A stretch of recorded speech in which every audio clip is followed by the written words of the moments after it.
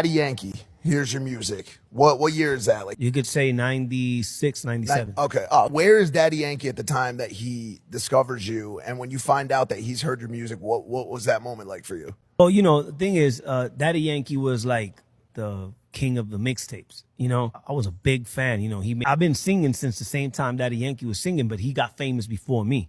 I always wanted to meet this guy. So one day I'm in a club and Daddy Yankee's there, but you know, those days there was no social media, there was nothing. I didn't even know how he looked. For me, I thought he was like a dark-skinned dude. In Puerto Rico, mostly the best ones, none of them were white. So when I see him, I'm like, you Daddy Yankee?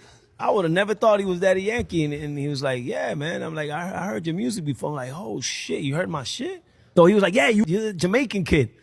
Pretended to be fucked Jamaican. up English. I'm not Jamaican. I'm Puerto Rican, but I do Spanish music too as well and shit like that. And then he heard my album. Obviously, he criticized it. He said it was whack, but he said that I have a lot of potential. And from there, that was the first time I met him. And then the second time I saw him, he was like, "Yo, you want to come with me to the Dominican Republic?" I'm like, "Fuck yeah, let's go." He saw I was his biggest fan. Obviously, nobody was gonna be his better backup than me.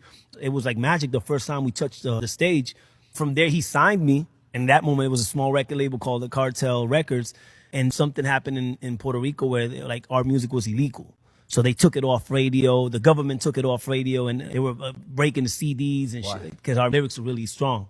Similar like kind of like a hip hop crackdown. Like same situation. Yeah. Obviously, we won that, but we wasn't working. So Yankee's like, yo, Nicky, I know I gave you $5,000, and I'm talking about 97. He's like, yo, bro, take the money and just forget it. There's no music going on right now. It's crazy. And I'm like, you fucking crazy, bro? Forget about that. Well, let's do music, me and you. Let's make it happen. And he's like, really?